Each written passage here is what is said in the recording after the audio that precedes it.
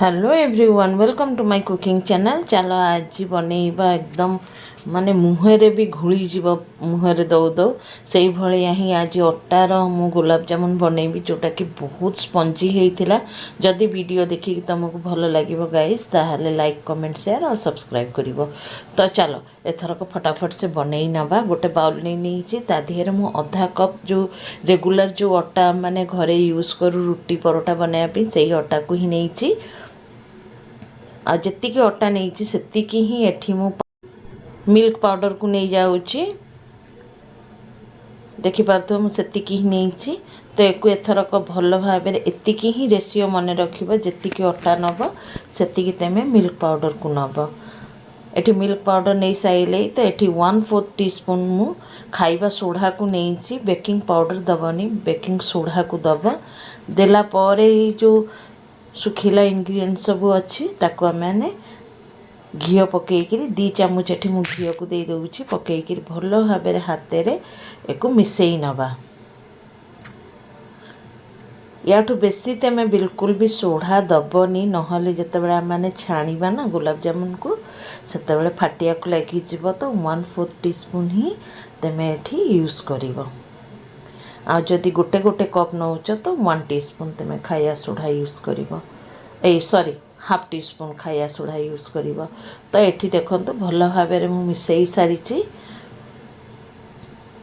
ए देखंतु बहुत भल भाव मिसैला परे अल्प अल्प क्षीर देकिरी एको माने गोटे डोसा प्रस्तुत करि नवा।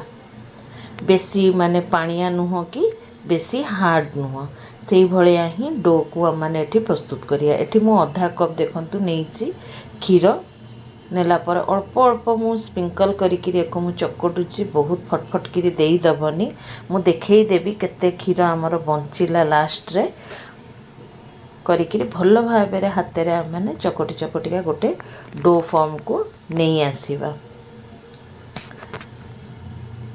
एठी लाइक और सब्सक्राइब करिया संगे जदि भल लगे गाइस ताहले तेमे निहाती कोठी कोठू देखुच मो वीडियो को सेटा कमेंट करके जनइबो। मते पढ़िया को बहुत भल लगे किए कोठू मो वीडियो को देखुसंती बोलिकिरी। एठी देखंतु मु चकटी सारी आ एठी कम से कम 3 टेबल चामच खंडे मोर क्षीर बंची जाइछि। तो ताको आमे ढाका देकी रखी नबा। एठी गोटे कप मु एठी चीनी को नउछि। तेमे जदि बेसी मीठा खाया को पसंद करूथबो ताहले तेमे बेसी चीनी पकई पार। एठी मु गोटे कप पेंकी 2.5 कप मु एठी पानी को यूज कली। एटा कौन अच्छी यार गोटे तार वाला चांसनी बनया दरकार नहीं माने सीरा बनया दरकार नहीं। तो से मुझे बेसी पानी यूज करी एठी मु किछि केसर को पकई दउचे। एटा ऑप्शनल जदि तुम पाखे थाए ताहले ही तुम पकाओ। अलैच 3टा को फटेकिरी पकई देछि। देखिबो सीराटा जेमते तेलुआ तेलुआ हाथ को लागिबो से जाएंगे तुम को फुटेकिरी साइड रे रखिदबो। एठी आधा घंटा पर मु देखुची तो बहुत शक्त हो जाइए आमर डोटा। तो जो क्षीर टिके बंची थिला ता देहरु 1 टेबल चामच भाया क्षीर देकिरी आउ थरे मु चकटी दउची। टिके ना को बहुत टाण रखिबनी टिके नरम नरम रहिले ना यार भीतर जाएंगे पूरा सीराटा पशिब। आ बहुत भी नरम करबनी जे छाणीला बेले सी पूरा चेप्टा हो जिवो। तो तुमको तो मु देखई देली केते क्षीर लागिबो। तो एक हाथ में भल भाव दली दलिका एक बॉल यार छोट छोट बॉल तैयारी करिया।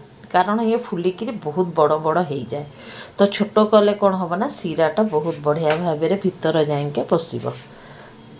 आ तुम चाह तो ओभल सेप रे भी बनई पार। एठी जेमता मु गोल गोल बनई तुम ओभल सेप रे भी एक प्रस्तुत करि पार। सेतिरे भी बहुत बढ़िया लगे गुलाब जामुनटा। आ पूरा बहुत फटाफट से सेतिरे चीनी सीरा अब्जर्व हो जाए।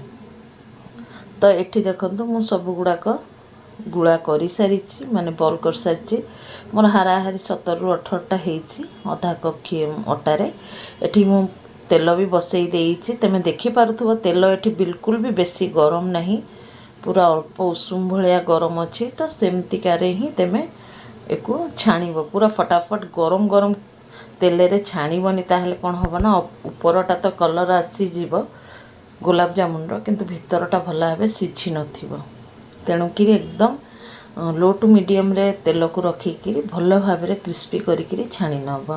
तुमको जमता भाव कलर दरकार से भाया कलर तुम आणिकी एक छाणीपार। आ पूरा छणा सांगे सांगे पूरे दबनी। छणा पूरा द्वारा कौन हम ना भांगी जापे। तेणुक गोटे चामच नहीं एक ओलट पालट आम करवा। जो प्रथम जोटा देती छोटियाटे सेटा देखते केते सुंदर भाव पूरा गोलाप जामुन कलर आसी जाइए देहरे। या देहरे भी कलर आसीगले तो एक भी आम बाहर करदे। आ गरम गरम सीरा रे ताकू पकईदबा। जदि सीरा ठंडा हो जाए तो सीरा को टिके ना गरम करदब। गरम कलापर ही एक फटाफट से छाणिकी पकईदब। एठी मु देखई दउची तुमको देखंतु केते सुंदर भाव जो टिके ना पकई देइथिली हमर केसर ता कलर देखंतु केते सुंदर भाव आ बाद बाकी जहाँ बंची थिला ताकू भी एठी मु छाणी पकाउची। आ गरम गरम छणार उठेइकी एठी मु पकई दउची। पूरा होटल रू किनिला भलिया लागुची ना गाइस। आ एक कम से कम 5 ରୁ 6 घंटा जाएंके तुम यही भाया भाव भिजेकी रखिब तो पूरा भीतर जाएंके तुमर सीरा पशिज। तो मत तो ये फटाफट से देखार अच्छी मु आधा घंटा पर ही देखी। आधा घंटार रिजल्ट तुम देखिपु केते सुंदर भाव फुली आ केते बड़ बड़ फुली। मोर छोटिया गोलाप जामुनटा जोटा कि पूरा एकदम सीरा ऑब्जर्व कर नहीं ताकू ही मुझे तुमको काटिकी देखई दउची। ताहले तुम देखिपार केते सुंदर भाव भीतर जाएंके पूरा सीरा ऑब्जर्व करी। आ बड़ गुड़ाक टिके आउरी भी भिजिब सीरा रे तो ताकू आम मैंने 5-6 घंटा जाएंके रखीदबा। तो ये चलतु मु तुमको गोटे काटिकी देखई दूची। ये देखिपु गाइस मु छोट वाला नहीं ताकू काटिकी तुमको देखौची। ये देखंतु ये देखंतु पूरा भीतर जाएंके पूरा सीराटा पशिजे देखंतु। चिपिले ही जना पड़ुची देखंतु। आ एक जदि बेसी आउरी रखिबा आउरी सुंदर भाव हम। जदि वीडियोटा भल लगे गाइस ताहले ही तुम कमेंट आउ लाइक करंतु आ सब्सक्राइब करंतु। आ जदि तुमको टिके भी खराब लगे वीडियो तो तुम डिसलाइक भी करिपार। जेहेतु मु आज गुरुवार भोगे मुझा करी प्रस्तुत करी गोलाप जामुन भगवान को दवापी कि आमर प्रति गुरुवार किसी ना किसी मीठा प्रस्तुत हुए आ ठाकुर पाखे भोग लगे। ओके गाइस फिर मिसिबा नेक्स्ट वीडियो रे। तुम देखिपु पूरा माउथ वाटरिंग लगुच ना गाइस बहुत ही सुंदर है देखंतु। ओके गाइस फिर मिसिबा नेक्स्ट वीडियो रे। Bye bye take care be safe guys and जय Jagannath. Thanks for watching bye bye.